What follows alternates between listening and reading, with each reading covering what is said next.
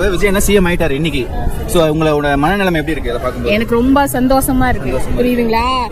அப்படியே கேட்க ஒவ்வொரு நியூஸ் கேட்கும் போதெல்லாம் ஏன்னா அண்ணனை இப்படி பாடா படுத்துறாங்க, சாப்பாடு இல்ல, தூக்கம் இல்ல, அலைச்சல், இப்ப போ அப்பவான்னு எத்தனை சித்திரவதை, எவ்வளவு கஷ்டத்துல இருந்து அவர் மீண்டு வந்திருக்காரு. அதுக்கான பலன் தான் இன்னைக்கு கிடைச்சிருக்கு. இன்னும் எல்லாத்தையும் அவர் நல்லா பாத்துக்கணும், அதுதான் எங்க கோரிக்கை.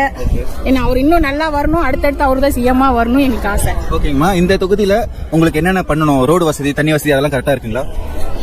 நாங்க இருக்கிற இடத்துல என்ன எதுவும் இது இல்ல, அவர் எல்லாமே பார்க்கணும். மொத்தத்துல எல்லாத்துக்குமே பார்க்கணும், ஒருத்தர் விட்டு ஒருத்தருக்குள்ள நான் அப்படி சொல்ல விரும்பல. எல்லாத்துக்கும், மக்களுக்கு எல்லாத்துக்கும் ஒரு நல்லது செய்யணும், செய்யறாங்கிற நம்பிக்கையில அவர் வந்திருக்காரு. அதை அவர் செஞ்சு ஜெயிச்சு காட்டணும். மத்தவங்க ஏதாவது பண்ணி அண்ணனுக்கு அந்த கெட்ட பேர் வந்துடவே கூடாது. அதாவது நம்ம ரசிகர்களும் சரி, உறுப்பினர்களும் சரி, எல்லாருமே அண்ணனுக்கு நல்லதுதான் செய்யணும். ஏன்னா நான் வந்து எப்பவுமே சொல்றேன், நான் சின்ன பிள்ளையில இருந்து, எனக்கு இப்ப 43 வயசு ஆகுது, நான் சின்ன பிள்ளையில இருந்து உங்க ரசிக, நீ அண்ணன் தான், எப்பவுமே அண்ணன் தான். நீ வந்ததுல எனக்கு ரொம்ப சந்தோஷம். அதை வெளிப்படுத்தினா நம்ம தொழில் பாதிக்குமேங்கிற மனசுல வச்சுக்கிட்டேன். ஆனா வெளியே சொல்ல முடியல. ஆனா நீங்க எப்பவுமே நீ தானே இருப்ப, நீ நல்லா இருப்ப, நீ உங்க நல்ல மனசுக்கு என்னைக்குமே நீ நல்லா இருப்ப. சூப்பர் சூப்பர்மா, நன்றி. அழுவாதீங்க, நல்லதே நடக்கும், வெற்றி நிச்சயம், கான்ஃபிடண்டா இருங்க. நன்றி நன்றி.